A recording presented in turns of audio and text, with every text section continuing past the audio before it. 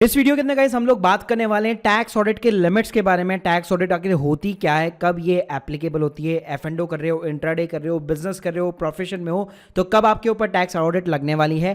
Tax audit आखिर की कैसे जाती है, कौन कौन से इसके अंदर फॉर्म्स वगैरह होते हैं, कैसे एप्लीकेबल होते हैं, कहाँ पे अपलोड होते हैं, इसकी ड्यू डेट क्या रहती है, अगर नहीं कराई तो कितनी पेनल्टी लगेगी, प्लस अगर आप एक सीए से टैक्स ऑडिट वगैरह कराते हैं तो कितना खर्चा आ सकता है। तो गाइस ये सारी जानकारी आपको मिलने वाली है इस वीडियो के अंदर, तो पूरा वीडियो यहाँ पे जरूर देखिएगा। वीडियो गाइस शुरू करने से बताना चाहूंगा, अगर आप लोग जो है टैक्स कंसल्टेंसी लेना चाहते हो एक टैक्स कंसल्टेंट के साथ में, तो उसकी लिंक भी मैंने आप लोगों को डिस्क्रिप्शन बॉक्स में दे रखी है। तो चलिए गाइस शुरू करते हैं। गाइस सबसे पहले बात करते हैं कि आखिर टैक्स ऑडिट होती क्या है। तो देखिए इनकम टैक्स के अंदर एक सेक्शन होता है 44AB, उसके अंतर्गत जो है एक जो चार्टर्ड अकाउंटेंट होता है आपके जितने भी बुक्स ऑफ अकाउंट्स होते हैं, P&L अकाउंट, बैलेंस शीट वगैरह, उन सबकी इंस्पेक्शन करता है, रिव्यू करता है। इसके अलावा भी कई सारी चीजें देखता है कि इनकम टैक्स लॉ के अकॉर्डिंग जो है आपने चीजें यहाँ पे फुलफिल की है कि नहीं है। मतलब अल्टीमेटली अगर मैं पर्पस की बात करूं तो आपने जो बुक्स ऑफ अकाउंट्स यहां पे मेंटेन किए उसके अंदर प्रॉपर तरीके से आपकी इनकम यहां पे रिफ्लेक्ट हो रही कि नहीं हो रही है, और आपने जो डिडक्शंस वगैरह क्लेम कर रखी है वो प्रॉपर तरीके से लॉ के अकॉर्डिंग कर रखी है कि नहीं कर रखी। अब गाइस बात करते हैं कि ये जो टैक्स ऑडिट होती है आखिर वो कब एप्लीकेबल होती है। तो देखिए इसके अंदर दो टाइप की लिमिट्स होती है, एक टर्नओवर बेस्ड होती है और एक प्रॉफिट बेस्ड लिमिट होती है। तो देखिए अगर मैं बिजनेस की बात करूं टर्नओवर बेस्ड लिमिट की, अगर आपका कैश के अंदर धंधा है मोर देन 5%, जी हाँ, तो अगर आप ऐसा कोई बिजनेस कर रहे हैं जिसके अंदर कैश ट्रांजेक्शन काफी ज्यादा होती है या आपका टोटल जो टर्नओवर होता है उसके अंदर मोर देन 5% जो है कैश ट्रांजैक्शन होती है, तो आपके लिए जो लिमिट है वो यहां पे 1 करोड़ की दी गई है। जी हां, यानी कि अप्रैल से लेकर अगर मार्च तक आपका टोटल टर्नओवर 1 करोड़ के बियॉन्ड क्रॉस करता है तो टैक्स ऑडिट भाई आप लोगों के ऊपर एप्लीकेबल हो जाती है। इसके अलावा गाइस अगर आपका बिजनेस ऐसा है जहां पे डिजिटल जो ट्रांजैक्शन होती है वो मोर देन 95% होती है, तो उस केस में आपके लिए जो लिमिट है वो 10 करोड़ रुपए की है। इसके अलावा गाइस अगर मान लीजिए आपका turnover less than 2 crore rupees है और अगर आपने 44AD सेक्शन को जो है अडॉप्ट किया हुआ है, जहां पे मान लीजिए आपको कोई भी बुक्स ऑफ अकाउंट्स मेंटेन करने की रिक्वायरमेंट नहीं रहती है, अगर आपका जो है डिजिटल ट्रांजैक्शन बेस्ड बिजनेस है तो वहां पे आपको मिनिमम 6% का प्रॉफिट दिखाना पड़ता है, अगर कैश बेस है तो मिनिमम आपको 8% का प्रॉफिट दिखाना पड़ता है। तो अगर ये वाला सेक्शन अगर आपने अडॉप्ट किया हुआ है और 2 करोड़ के नीचे अगर आपका टर्नओवर है तो उस केस में भी टैक्स ऑडिट आपके ऊपर एप्लीकेबल नहीं होगी। वरना सिंपल सी कहानी है, 1 करोड़ की लिमिट देख लो और 10 करोड़ की लिमिट देख लो, उसके अकॉर्डिंग यहाँ पे टैक्स ऑडिट एप्लीकेबल हो जाएगी। साथ में यहाँ पे आपको अपडेट देना चाहूंगा, बजट 2023 के अंदर एक अमेंडमेंट आया है। असेसमेंट ये जो 2024 और 25 होगा, यानी कि जो भी करंट फाइनेंशियल ईयर चल रहा है उसके अंदर ये जो लिमिट है 44AD की 2 करोड़ की वो इंक्रीज करके 3 करोड़ कर दी गई है। लेकिन उसके ऊपर एक छोटी सी टर्म्स एंड कंडीशन ये है कि आपका बिजनेस जो है बेसिकली 95% मोर देन जो है डिजिटल ट्रांजेक्शन यहाँ पे होना चाहिए। अब गाइस बात करते हैं प्रॉफिट बेस्ड लिमिट की। तो हम लोगों ने पहले टर्नओवर देखा, अब हम बात करते हैं प्रॉफिट बेस्ड लिमिट की। तो देखिए प्रॉफिट बेस्ड लिमिट में क्या है, अगर आपने अपनी जिंदगी में कभी भी 44AD सेक्शन होता है जो 44ADA सेक्शन होता है जहां पे आपको प्रेजेंटेटिव बेसिस पे 6%, 8% और मिनिमम 50% प्रॉफिट दिखाना पड़ता है, अगर आपने अपनी लाइफ में कभी भी अडॉप्ट नहीं किया है, आप प्रॉपर बुक्स ऑफ अकाउंट्स वगैरह मेंटेन करते हो और उसके अंदर भी लेस देन 6% या 8% का प्रॉफिट शो करना चाहते हो, तो आप विदाउट ऑडिट ये चीज यहां पे कर सकते हो, कोई दिक्कत वाली बात नहीं है। लेकिन बुक्स ऑफ अकाउंट उसके लिए आपको प्रॉपर मेंटेन करने पड़ेंगे।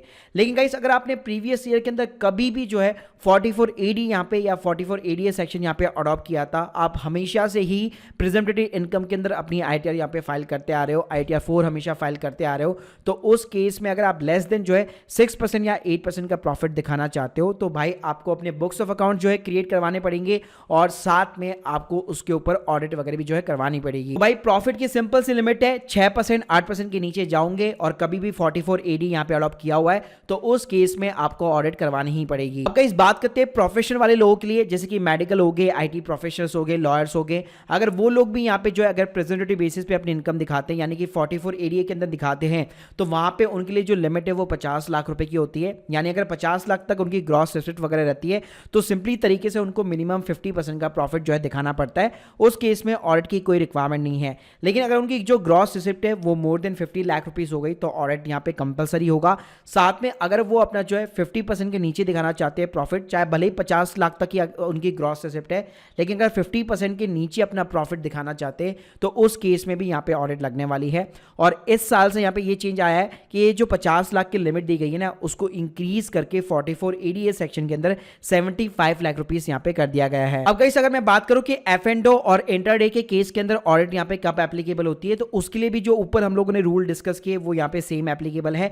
प्लस इसके अंदर एक टर्नओवर की कैलकुलेशन के ऊपर एक बड़ा अपडेट आ रखा है और उसके ऊपर भाई अपना एक सेपरेट पूरा वीडियो यहाँ पे बना हुआ है कि इंट्राडे और एफ&ओ के ऊपर कब यहाँ पे जो है टैक्स ऑडिट वगैरह लगने वाली है। तो इस वीडियो को यार जरूर चेकआउट कीजिएगा, लिंक मैं आपको डिस्क्रिप्शन बॉक्स के अंदर प्रोवाइड कर दूंगा। इस बात करते हैं कि टैक्स ऑडिट आखिर होती कैसे है, तो इसके अंदर देखिए सिंपली तरीके से 3 फॉर्म्स होते हैं। फॉर्म 3CB होता है, ये नॉर्मली उन लोगों के लिए एप्लीकेबल होता है जो इंडिविजुअल पर्सन होते हैं या प्रोप्राइटरशिप फर्म वगैरह चलाते हैं।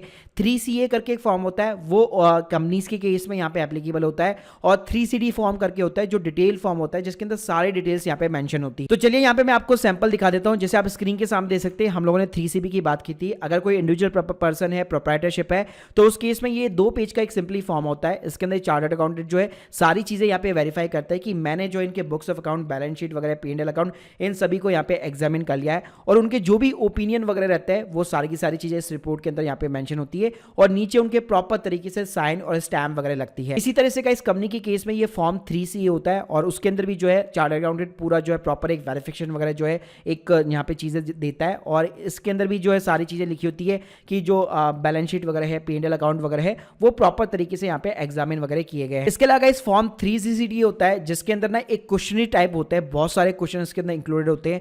तो एक एक क्वेश्चन के ऊपर जो है चार्टर्ड अकाउंटेंट को अपना ओपिनियन यहाँ पे जो है रखना पड़ता है। तो ये जो है 16 पेज का ऑलमोस्ट जो है यहाँ पे बेसिकली पूरा का पूरा फॉर्म होता है और लास्ट में जाके जो है एक चार्टर्ड अकाउंटेंट अपने सिग्नेचर वगैरह यहाँ पे करता है। साथ में गाइस ये जो फॉर्म्स अपलोड होते हैं, तो अगर आप यहाँ पे क्लाइंट की प्रोफाइल यहाँ पे ओपन करते हैं तो ई फाइल सेक्शन के अंदर जाकर जो इनकम टैक्स फॉर्म होते हैं, तो वहाँ पे आप व्यू फॉर्म के अंदर देख सकते हैं। जब भी उनकी टैक्स ऑडिट होती है तो यहाँ पे आपको ये फॉर्म दिख जाते हैं, जिसके अंदर आपको सारे फॉर्म वगैरह डाउनलोड करने को मिल जाते हैं। साथ में इनकी जितने भी फाइनेंशियल स्टेटमेंट होते हैं, चाहे बैलेंस शीट हो गया, P&L अकाउंट हो गया, वो भी आपको देखने को मिल जाएंगे। तो देखिए एक सैंपल दिखाना चाहो तो आप स्क्रीन के सामने देख सकते हो। इस टाइप के इंडिपेंडेंट ऑडिटर्स की रिपोर्ट्स वगैरह रहती है।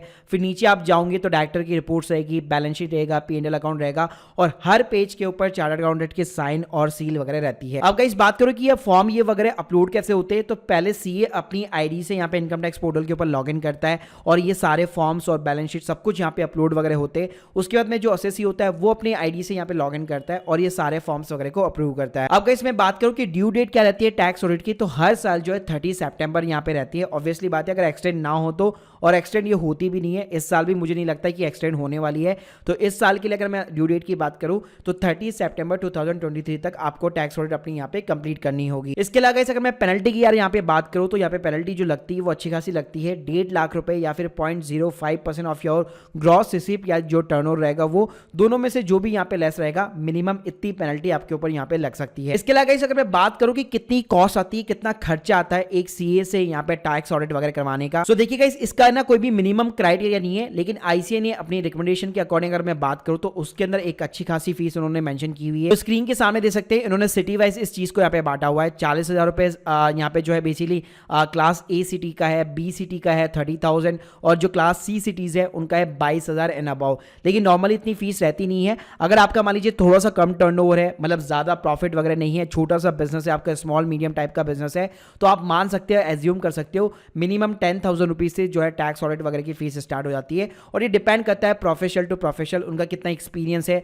प्लस आपकी जो फर्म है, आपका जो बिजनेस है, उसको एग्जामिन करने के अंदर कितना टाइम वगैरह जो है उसको इन्वॉल्व करना पड़ेगा। तो ये सारे फैक्टर्स के ऊपर यहाँ पे डिपेंड करता है। तो guys hope you like this video, please subscribe channel. अगर आप लोग के कोई भी डाउट्स है कमेंट बॉक्स में जरूर बताइए। बाकी गाइस अगर आप लोग हमसे यहाँ पे कंसल्टेंसी वगैरह बुक करना चाहते हैं तो उसकी लिंक भी मैंने आपको डिस्क्रिप्शन बॉक्स में प्रोवाइड कर रखी है। Thank you guys, thank you very much.